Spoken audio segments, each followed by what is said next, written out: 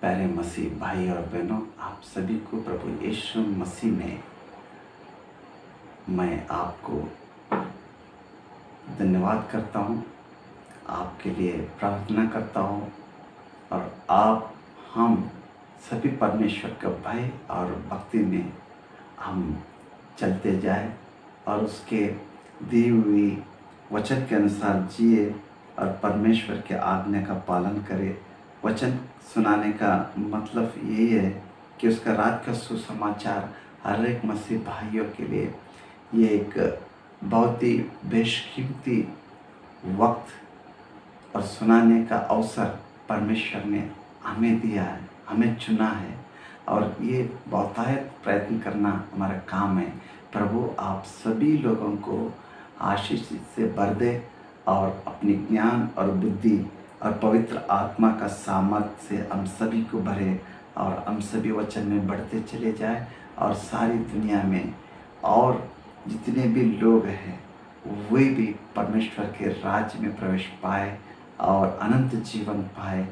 कोई भी इंसान नाश ना हो, परमेश्वर का यही आज्ञा है, उसके लिए हम सब प्रयत्न करेंगे।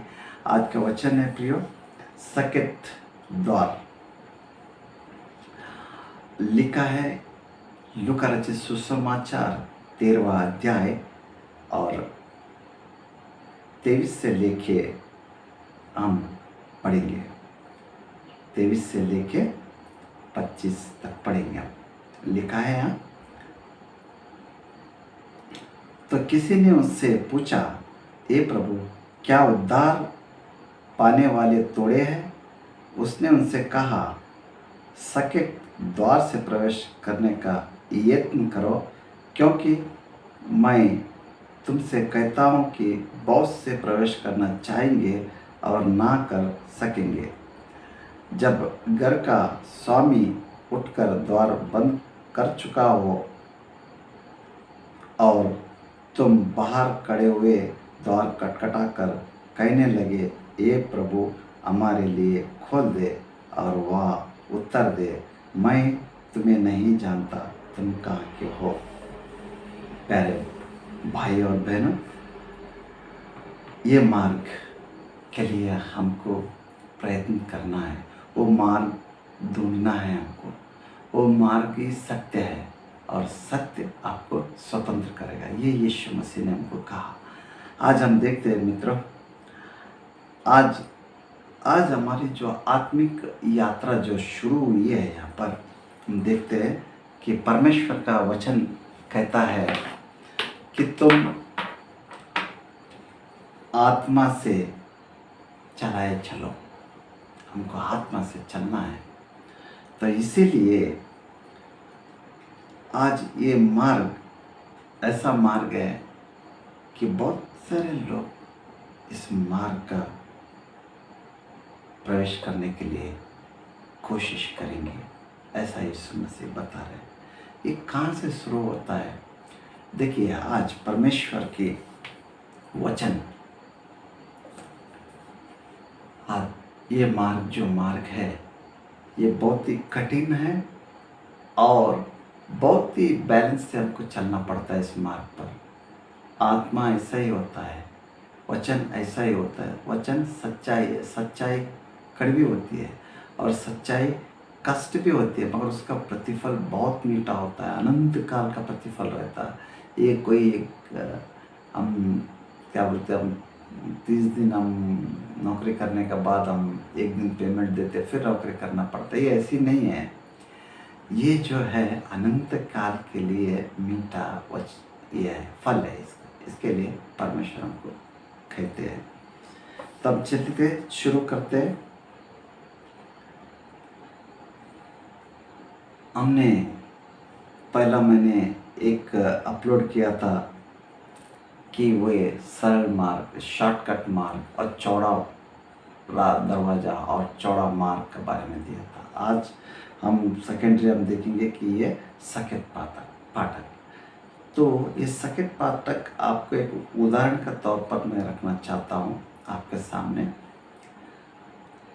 जब मसीह भाइयों, यकीन कीजिए, आप एक 100 या 80 या 100 लोग, मसीह लोग मिलकर आप दुर्गम पहाड़ी इलाका में ट्रैवलिंग के लिए आप कुछ ट्रैवल देखना चाहते हैं, जैसा हिमालय है जो बर्फीला और पहाड़ी इलाका है, बहुत खूबसूरत वादियाँ हैं।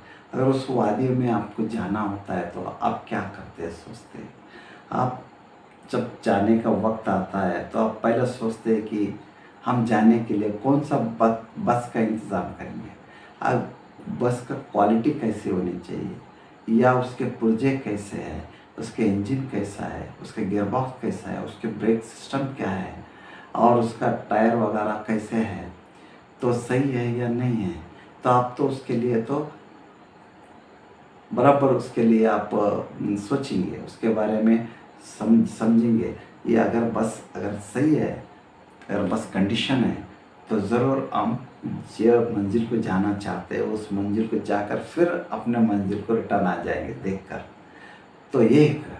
और दूसरी बात एक है, वो बात क्या है, तो ड्राइवर। जो बस जैसा रहेगा ड्राइवर भी वैसा रहना चाहिए। ड्राइवर अनुभवी होना चाहिए, शांत हृदय का होना चाहिए, और ड्राइवर ना पीने वाला, ना नशीले, ना पिया करने होनी चाहिए। तो अगर ड्राइवर आपका होगा तो बस अगर कंडीशन है तो भी ड्राइवर की वजह से क्या होता है, बस खाई में गिरने की संभावना ज़्यादा होती है। तो उस दुर्गम और जिगजग पहाड़ी में, अप एंड डाउन पहाड़ी में, और जितने भी कर्विंग्स आते हैं जो पहाड़ी इलाके में, बहुत ही डेंजरस रहता है ऊपर। उसका पास एक एक ये लिखा रहता है, क्या बोलते हैं, वार्निंग प्लेट रहता है, यहाँ राइट टर्न है या लेफ्ट टर्न है या बम्प है या स्पीड ब्रेकर है, इस पर इतना ही किलोमीटर से चलना चाहिए, तो वगैरह वगैरह ऊपर वो हिसाब से आपको चलना पड़ता है, ड्राइवर को चलाना पड़ता है। ड्राइवर सबका जीवन ड्राइवर का हाथ में रहता है। जितने भी सफ़र करते हैं उसमें ट्रैवल करने वाले जो भी लोग होंगे, उसका जीवन, जो उसकी जान उसके हाथ में रहता है। वो बहुत ही सावधानी पूर्वक चलाना पड़ता है। उसका एक्सपीरियंस हो, जितना एक्सपीरियंस रहेगा वही वहाँ पर सही दिखाकर और सही ट्रैवल करा के आपको फिर अपने मंजिल पे छोड़ सकता है। तो इसी तरह से आज यीशु मसीह ने कहा, मार्ग और जीवन सत्य मैं हूँ। वो वचन हम देखते हैं, ये वचन है यूहन्ना रचित सुसमाचार, यूहन्ना रचित सुसमाचार 14वां अध्याय 6वां पद में हम पढ़ते हैं। यह लिखा है, यीशु ने उनसे कहा, मार्ग और सत्य और जीवन मैं ही हूँ, बिना मेरे द्वारा कोई पिता के पास नहीं पहुंच सकता। देखिए यीशु मसीह, जैसा आपने एक भौतिक, एक दुनिया का जो ट्रैवल के बारे में एक एग्जांपल आपको मैंने दिया, जब आत्मिक ट्रैवल के बारे में, इस दुनिया से उस दुनिया में जाने का है, जो दुनिया हमने कभी देखा नहीं, वो कितना किलोमीटर है, कितना गैलेक्सी का पार होकर जाना पड़ता है। चंद्रमा है, सूरज है, अभी पता नहीं हो गैलेक्सी के अंदर कितने कितने ग्रह है, वो कितना स्पीड पे घूमता है, कहाँ से जाना है, क्योंकि कोई किसी को पता नहीं है। यीशु मसीह ने कहा कि स्वर्ग से उतरा हूँ मैं ही, स्वर्ग से आया हूँ मैं ही पहला, और जाने वाला भी मैं हूँ। ये रास्ता किसी को मालूम नहीं है, कोई प्रॉफिट को मालूम नहीं है, कोई बिलीवर्स को मालूम नहीं है, सिर्फ जीसस क्राइस्ट को मालूम है। तो ये आत्मिक यात्रा में हमको सफ़र करना है। आज हम एक एग्जांपल आपका पास पूछना चाहता हूँ। कलीसिया में जितने भी लोग बैठे हुए हैं, आप उनसे पूछिए क्या नरक जाना चाहते हैं, तो बहुत गुस्से में आ जाएगा और कह देगा, क्या आपका दिमाग ठीक तो है, क्या आप पागल हो गए हो, हमको कहते हो नरक जाना चाहते हो क्या बोल के। तो हम नरक जाने के लिए थोड़ी बैठे हैं यहाँ पर चर्च में, हम तो स्वर्ग जाने के लिए तो परमेश्वर का पास बैठे हैं। हम वो जवाब देगा। तो यीशु मसीह जवाब क्या देते हैं मालूम है? यहाँ पर लिखा है, ठीक है, और चर्च में तो बैठे हो, उन्हीं के लिए तो है, ये तो बाहर वाले के नहीं है, ये अंदर वाले को है। जैसे मसीह भाइयों के लिए ये वचन परमेश्वर का पुत्र प्रभु यीशु मसीह कहते हैं। तो कहते हैं, देखो 14 वचन, 13वां लूका रचित सुसमाचार 13वां अध्याय 24वां वचन में पढ़ते हैं, सकेट द्वार से प्रवेश करने का यत्न करो, क्योंकि मैं तुमसे कहता हूँ कि बहुत से वे प्रवेश करना चाहेंगे और ना कर सकेंगे। जब घर का स्वामी आकर द्वार बंद कर चुका हो और तुम बाहर खड़े हुए द्वार खटखटाकर कहने लगेंगे, ए प्रभु हमारे लिए खोल दे, और वह उत्तर दे, मैं तुम्हें नहीं जानता, तुम कहाँ के हो। देखिए, आज जो वचन को सुन रहे हैं, सुना रहे हैं, उनके लिए, दोनों के लिए एक चेतावनी है। बाइबल स्पष्ट कहती है कि वचन सुनने से या वचन सुनाने से कोई परमेश्वर का पास नहीं जाएगा, स्वर्ग नहीं जाएगा। वचन के अनुसार जीने वाला, वचन को परखने वाला, वचन का चिंतन मनन कर कर अपने हृदय में बसाने वाला, वही स्वर्ग में जाएगा। तो सुना रहे हैं, जो सुन रहे हैं, उनके लिए चेतावनी दे रहा है प्रभु यीशु मसीह। और वे कह रहा है, तो यीशु मसीह कहता है, 25वां वचन में पढ़ते हैं, जब घर का स्वामी, तो यीशु ने कहा था, जब उस मंदिर में, यरूशलेम के मंदिर में जो लोग लेन देन कर रहे थे, जब यीशु ने उस मंदिर में दाखिल हुआ, उसने देखा ये तो यहाँ पर तो मॉल बना दिया, बिग बाजार बना दिया। जब बाजार बना दिए, वे बेच रहे थे, ले रहे थे, कर रहे थे पवित्र भवन के अंदर, तो उसको यीशु मसीह को गुस्सा आ गया। उसने कहा, मेरा पिता का घर, अब घर का है, मेरा पिता का घर तुम डाकुओं का खो बना दिया है, यहाँ से चले जाओ। उसने क्या किया, 3 रोल वाला रस्सी बनाया और उससे मार कर उसको भगाने लगा, और एक को भी अंदर आने नहीं दिया।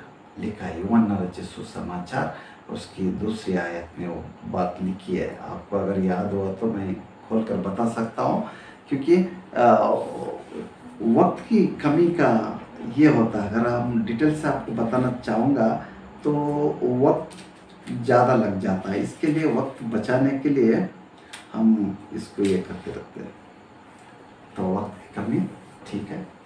तो यहाँ पर बोलता है कि घर का स्वामी उठकर, जब घर का स्वामी उठकर द्वार बंद कर चुका होता। देखिए, प्रकाशित वाक्य 3 अध्याय उसका 18वां पद में हम पढ़ते हैं कि मैं द्वार पर, मैं तुम्हारे मन की द्वार पर मैं खटखटाता हूँ, जो कोई मेरा शब्द सुनेगा वो खोलेगा तो मैं भीतर आकर उससे भोजन करूँगा। मैं मन की द्वार, हृदय का द्वार, दिल की द्वार को मैं खटखटाता हूँ। आज यीशु मसीह हृदय का द्वार खटखटा रहा है, कोई खोलने को तैयार नहीं है। जब स्वामी क्या करेगा, उस दिन अपना स्वर्ग का द्वार बंद कर देगा। तब वो बंद करेगा, ये जो यत्न प्रयत्न जो कर रहे थे ये लोग जाके यीशु मसीह को चिल्लाते हुए देखेंगे। जब वो कहेंगे, ए स्वामी हमारे लिए खोल दे, और वहाँ कह देगा, मैं तुम्हें नहीं जानता, तुम कहाँ के हो। तो ये अंदर वाले की बात है, ये मसीह लोगों के लिए बात कर रहे हैं। तो आज हम देखते हैं कि आज कलीसिया के बारे में बात बता रहा है बाइबल। सकेट पाठक से जाओ, उस पाठक बोले तो ट्रैवलिंग बता रहा है, जो मार्ग है, ट्रैवल करने का मार्ग बता रहा है। अभी मैंने बताया, तो आपको एक बस और ड्राइवर और वो पाड़ी का, जो वो बस, जो आत्मिक यात्रा में हमारे लिए एक बस है। वो बस क्या है, सच्चाई, होली स्पिरिट बस। तो उसका संचालन कौन है, यीशु मसीह। यीशु मसीह क्या कर रहे, मेरे बगैर कोई परमेश्वर पिता के पास नहीं पहुंचता। तो सुरक्षित 100 से ज़्यादा टक्का है इसमें, जब यीशु मसीह पवित्र आत्मा का बस को यहाँ पर छोड़ा है। तैयारी करो, पवित्र आत्मा का पीछे चलो, वो आपको रेडी कर देगा और ड्राइवर आ जाएगा। कौन? यीशु मसीह लेने के लिए जमीन पर। वो एक ऐसा ड्राइवर है, उसके ऊपर आप भरोसा कर सकते हैं कि भरोसा के योग्य है वो बहुत ही योग्य है, ईमानदार है वो हमको बचाने के लिए अपने जान तक निछावर कर दिया।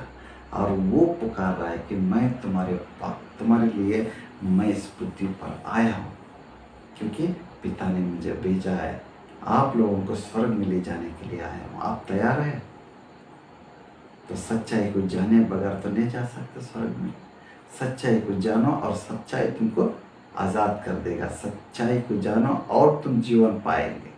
इतना है। सच्चाई कौन है? यीशु मसीह है। सच्चा वचन यीशु मसीह। तो फिर आगे देखते हैं, मैं तुमसे कह दूंगा तुम कहाँ के हो, तब तुम कहने लगोगे हमने तेरे सामने खाया पिया और तूने हमारे बाजारों में उपदेश किया। यीशु मसीह कहते हैं तूने हमारे साथ बैठा, खाया पिया और बाजारों में तेरा उपदेश किया तूने। परंतु वह कहेगा मैं तुमसे कहता हूँ मैं नहीं जानता तुम्हें कहाँ से हो। यहाँ भी वो कहता है कि मैं तुम्हें नहीं जानता, तुम कहाँ के हो, कहाँ से हो, कहाँ के हो। तो यहाँ कहता है मैं तुम्हें नहीं जानता, तुम कहाँ से हो, या कहाँ के हो या कहाँ से। ये दो बार यहाँ पर आ गया। एक कर्म करने वाले तुम सब मुझसे दूर हो जाओ। तो वहाँ पर मार कर भगाया था यीशु मसीह चर्च के अंदर। तो आज भी हम देखते हैं कि यीशु मसीह ने एक वादा किया था पतरस को। पतरस का मतलब होता है चट्टान। इस चट्टान पर मैंने अपनी कलीसिया बनाऊंगा और अंधकार की शक्तियाँ इससे ना लड़ेंगे, बलवान ना होंगे, हार जाएंगे। वो चट्टान कौन है? यीशु मसीह। उस चट्टान के ऊपर अपने कलीसिया खड़ा कर दिया उसने, अपने लहू बहाकर, उससे मोल लेकर वह चट्टान पर खड़ी हुई है। अंधकार की शक्तियाँ आज तरह तरह के यहाँ पर अपनी वर्चस्व दिखा रही है। उसकी आज दुनिया में देखते हैं कि उसकी ताकत बढ़ रही है, फिर भी कलीसिया वो चट्टान के समान खड़ी है। तो इसीलिए हमको पर यीशु मसीह एक कहानी में बोलते हैं कि चट्टान पर एक कलीसिया खड़ा कर दूंगा मैं। तो एक मती रचित सुसमाचार में कहानी बताते हैं, जो बुद्धिमान मनुष्य एक मकान बनाया, एक घर बनाया। वो किस पे बनाया? एक चट्टान पर उसने एक घर बनाया। आंधी आई, तूफान आई, बाढ़ आई और बोकर चले गए, मगर वो घर को कुछ भी हानि नहीं हुआ, क्योंकि वो चट्टान पर बना हुआ था। तो दूसरा जो आदमी था, जो बुद्धिहीन मनुष्य था, निकम्मा था, तो उसने क्या किया? रेत के ऊपर अपना घर बनाया। तो आंधी आई, तूफान आई, बाढ़ आया, उसको बोकर चला गया, वो सब कुछ मिट गया, उसके साथ साथ वो भी चला गया, बच नहीं सका। तो ये कहानी के अंदर यीशु मसीह दो कलीसिया के बारे में बात कर रहे हैं। यहाँ पर जब पतरस को बात कर रहे थे, वो एक कलीसिया के बारे में बात कर रहे थे। इस चट्टान पर मैंने अपनी कलीसिया खड़ा करूँगा। तो यहाँ पर ये दो कलीसिया के बारे में हम देखते हैं कि एक कलीसिया वही चट्टान थी जो पतरस को आज्ञा दिया था, मसीह ने एक भविष्यवाणी किया था। तो उस टाइम में जब होली स्पिरिट जब नीचे आया, जब यीशु मसीह ऊपर जाने पर उसने होली स्पिरिट को इस दुनिया में भेजा, तब होली स्पिरिट आते ही पतरस ने एक प्रवचन दिया। जब लिखा है उस प्रवचन के बाद 3000 लोग मन फिराए और यीशु मसीह ने अपनी मंडली में उनको प्रतिदिन मंडली में लाता था, उनको वहाँ पर नियुक्त किया करता था। ये कहाँ से शुरू हुई थी? ये जब कलीसिया जो आदि में कलीसिया, जो आरंभ में कलीसिया शुरू हुई थी यीशु मसीह के द्वारा, वो चर्चों में से नहीं शुरू हुई थी, चर्च का पास नहीं शुरू, चर्च का अंदर नहीं शुरू हुई थी, वो घर घर में से शुरू हुई थी। जितने भी डिसिपल्स थे, जितने भी उसके चेले थे, वो चेले घर घरों में जाकर इकट्ठे होते थे, रोटी तोड़ते थे, एक ही मन, एक ही तन, एक ही अद्भुत प्रेम के द्वारा परमेश्वर की आज्ञा में वो चलते थे और एक दूसरे का भार उठाते थे। जब वो वहाँ से कलीसिया शुरू हुई। आज अंत का दिन आ गया है, तो अंत का दिन में भी वहीं से कलीसिया आरंभ होगा, मतलब वहाँ से तैयारी हो जाएंगी, इकट्ठा होगी वो घर घर में, जैसा वो घर में इकट्ठा होकर सारी दुनिया में फैल गए। तो ऐसा ही आज आखिरी दिन में भी आज जितनी भी आज कलीसिया दिख रहे हैं, बाहर चर्च जो दिख रहे हैं, वो चर्च के बारे में बाइबल बताती है कि वो रेत के ऊपर तो कई चर्च तो यहाँ पर बने हुए हैं, कई चर्च तो बेस पे ऊपर बने हुए हैं, वो खड़े रहेंगे। जो चर्च जो रेत पे ऊपर बनी हुई है यहाँ पर, वो सब मिट जाएंगे। आज हम देखते हैं कि यीशु मसीह कहते हैं कि आज चर्च में तरह तरह की प्रवचन सुनाते जा रहे हैं, वो कहीं पर भी सत्य बाइबल से मेल नहीं खाती है, पवित्र शास्त्र से मेल नहीं खाती है। अब वो ऐसे ऐसे बातें सुनाते हैं कि उनको सिर्फ 3 विषय को पर उनको वचन सुनाते। एक है आशीष, चंगाई, आशीष, चंगाई और सक्सेस। आपको आशीष मिलेगा, आपको चंगाई मिलेगा, आपको सक्सेस होगा, जो कुछ भी मुंह से निकलता सक्सेस हो जाएगा। अगर ऐसा होता तो दुनिया में गरीबी नहीं रहती थी, बीमारी नहीं रहती थी, कोई आदमी कर्जे में डूब के बर्बाद नहीं होता था। तो ये कहीं ना कहीं बातें जरा सोच में पड़ना पड़ता है हमको। और परमेश्वर का वचन कहता है, तो आपको अगर वक्त है तो आप पढ़ सकते हैं। याकूब की पत्री में लिखा है, वहाँ क्या लिखा है, तुम प्रार्थना करो तो परमेश्वर अपनी इच्छा से ही देगा। जो आपकी प्रार्थना में जो भी आप मांगते हैं वो सब कुछ नहीं देता परमेश्वर अपनी इच्छा से देगा। जो उसको देने के लिए अच्छा लगता है वो ही देगा। आप लेट के करो, आप घुटने टेक के करो, आप उपवास रह कर करो प्रार्थना, आप सो कर करो, पता नहीं आप कैसा कैसा क्या करते करो, मगर उसकी मर्जी से ही वो मिलेगा, आपका मर्जी से नहीं।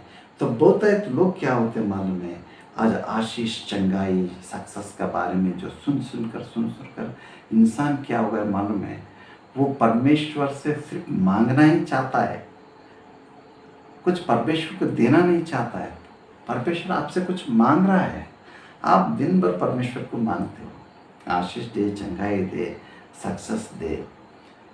तो परमेश्वर कहता है, तो लोग जो हमारे जो पासवान लोग होते हैं, लोगों को वही सिखाते रहते हैं, जो मन को लुभाना, जो कानों को अच्छा लगना, कानों को खुश करना, उनके फेवर में ही, इंसान के फेवर में ही वो प्रवचन सुनाते रहते हैं।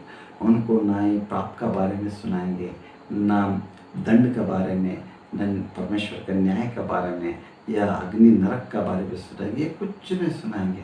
वो डर की, परमेश्वर का वचन कहता है परमेश्वर का डर ये ज्ञान का स्रोत है, परमेश्वर का भय ज्ञान का कुंजी है। तो यहाँ तो परमेश्वर को भय नहीं सुना रहे, बस परमेश्वर जो तुम मांगते हो देगा। परमेश्वर जैसे इंसान जैसा सोचता वो भी वैसा ही है, ऐसा उसको हाईलाइट करके प्रवचन देने से लोगों को क्या हो रहा, तो वही उनके हृदय में, अपने दिल में बैठा हुआ प्रार्थना करना चाहिए। चिल्लाते प्रार्थना करते, रोते प्रार्थना करते, उपवास से प्रार्थना करते, मगर नहीं मिलने का सूरत में वो निराश हो जाते हैं, वो जान नहीं पाते हैं सच्चाई क्या है। मगर ये पासवान लोग जो होते हैं, जो स्पीकर वगैरह जो होते हैं, जो बड़े बड़े मिनिस्ट्री बनाए हैं, वे वचन को सही अर्थ ना तो सिखाते हो या ना सीखते, पता नहीं कि उनका सोच वो वही जाने।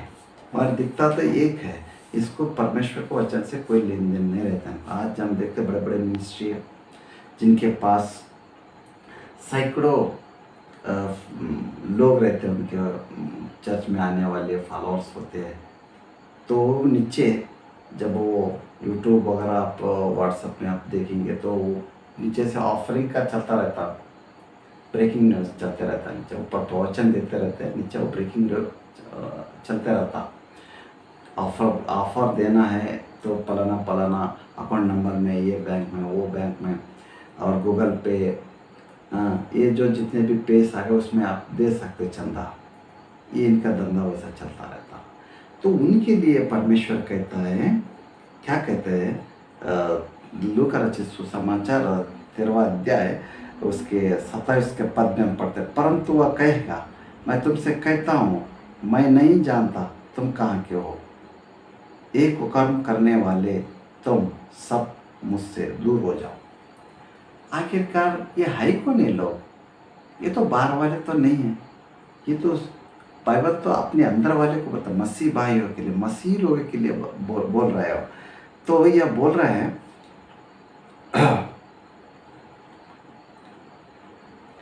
जितनी भी चर्चेस है यहाँ पर, आप यकीन मानिए, Saint Paul Church, Saint John Church, Saint Antony Church, Saint Matthew Church, Saint